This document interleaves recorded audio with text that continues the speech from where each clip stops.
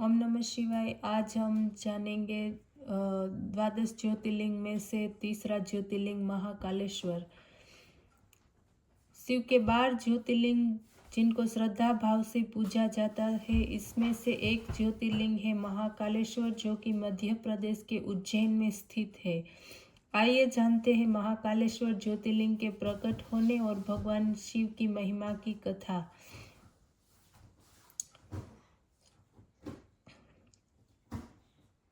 महाकालेश्वर ज्योतिर्लिंग, जो कि हमारा तीसरा ज्योतिर्लिंग है जिनको श्रद्धा भाव से पूजा जाता है, इसमें से एक ज्योतिर्लिंग है महाकाल, जो कि मध्य प्रदेश के उज्जैन में स्थित है। उज्जैन के भगवान महाकालेश्वर की ख्याति दूर दूर तक है। इस भव्य ज्योतिर्लिंग की स्थापना पर एक कथा प्रचलित है। इससे जुड़ी कथा का आज हम वर्णन करेंगे।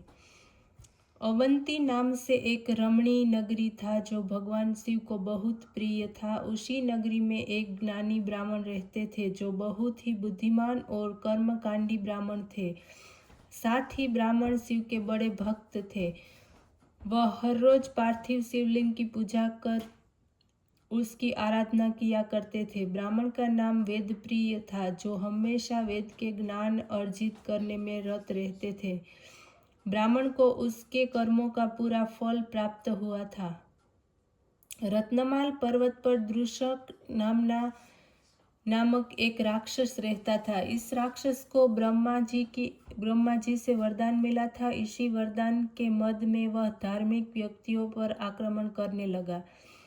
उसने उज्जैन के ब्राह्मणों पर आक्रमण करने का विचार बना लिया। उसी वजह से अवंती नगर के ब्राह्मणों को अपनी हरकतों से परेशान करना शुरू कर दिया। उसने ब्राह्मणों को कर्मकांड करने से मना करने लगा और धर्म कर्म का कार्य रोकने के लिए कहा, लेकिन ब्राह्मणों ने उसकी बात को ध्यान नहीं दिया। हालांकि राक्षसों द्वारा उन्हें आए दिन परेशान किया जाने लगा। इससे उबलकर ब्राह्मणों ने शिव शंकर से अपना रक्षा के लिए प्रार्थना करना शुरू कर दिया। ब्राह्मणों के विनय पर भगवान शिव ने राक्षस के अत्याचार को रोकने से पहले उन्हें चेतावनी दी। एक दिन राक्षसों ने हमला कर दिया। भगवान शिव धरती फाड़कर महाकाल के रूप में प्रकट हुए। नाराज शिव ने अपनी एक हुंकार से दूषण राक्षस को भस्म कर दिया। भस्मों की वही रुकने की मांग से अभिभूत होकर भगवान वहां विराजमान हो गए। इसी वजह से इस जगह का नाम महाकालेश्वर पड़ा, जिसे आप महाकालेश्वर ज्योतिर्लिंग से जानते हैं।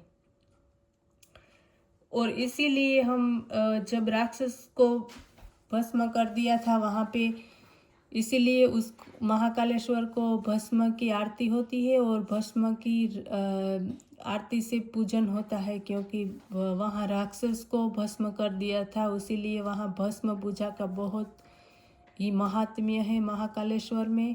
और हमारा एक ही ज्योतिर्लिंग है जिसको भस्म से पूजा की जाती है, और वो भस्म कहीं और नहीं बनाते। वो लोग वही मंदिर परिसर में श्लोक बोलकर भस्म तैयार करते हैं और फिर उसका अभिषेक भगवान शिव को करते हैं। और जब वो भस्म निकालते हैं ज्योतिर्लिंग के ऊपर से, तभी सभी भक्तों को वो भस्म को प्रसाद के रूप में देते हैं।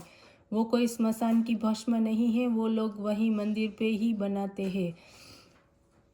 और इसी ज्योतिर्लिंग से जुड़ी एक और कहानी भी है, जो राजा और वो एक गोवाला था उसके बारे में था।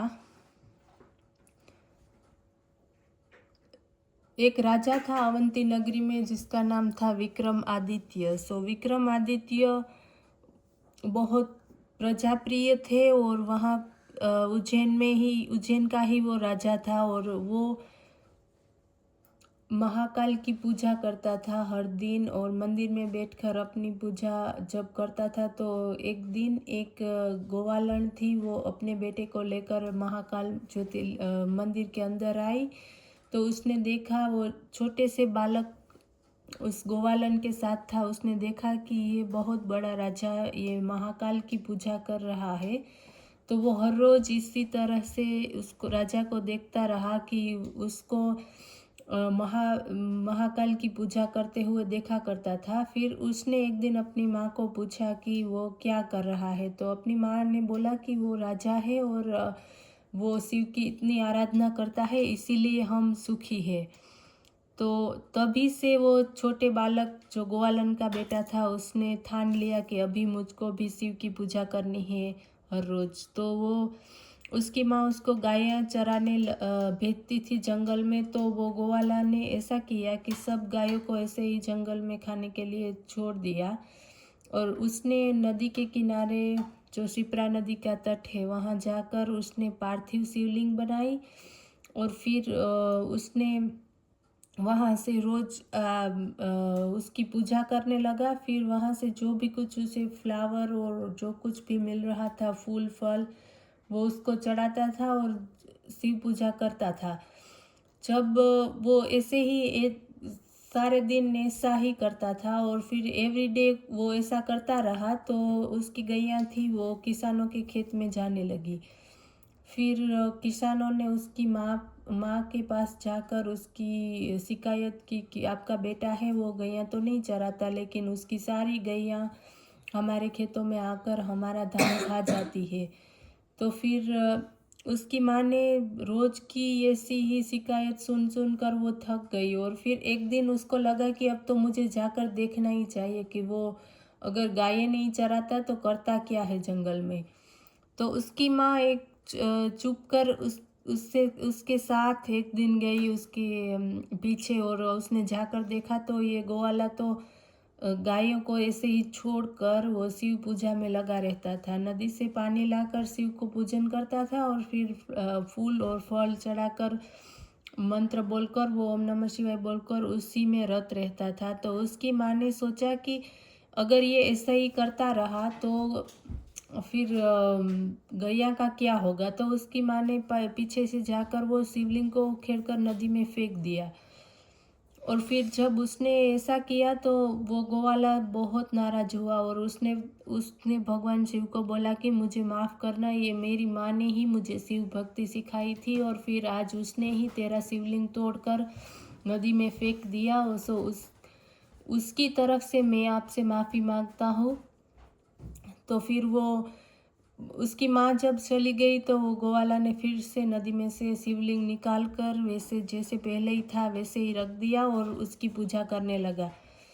तो ऐसे ऐसे वो रोज करता रहा। फिर उस शिव भगवान ने उसको एक दिन दर्शन दिया तो वो गोवाला बहुत प्रसन्न हुआ और जब वो घर आया तो उसने सबको बताया, लेकिन किसी ने भी उसकी बात पर विश्वास नहीं किया। तो फिर एक जो राजा विक्रमादित्य था उसको पता चला कि इस गोवाला ने भगवान शंकर ने दर्शन दिया है। तो फिर राजा ने बोला कि उस गोवाला को हमारे दरबार में बुलाइए और फिर मैं उसका सम्मान करना चाहता हूँ। तो सबने उस ग्वाले को अपने राज्य में सभा में बुलाया और फिर राजा ने उसका सम्मान किया और राजा ने उसको जवेरात और सब गिफ्ट दिए। तो जो दूसरे लोग थे उस सब ने बोला कि ये तो झूठ बोल रहा है, इसने भगवान शिव ने दर्शन नहीं दिया है, ऐसा सब राजा को बोलने लगे। तो राजा तो विश्वास उठा, उसने तो बोला कि नहीं ऐसा नहीं हो सकता।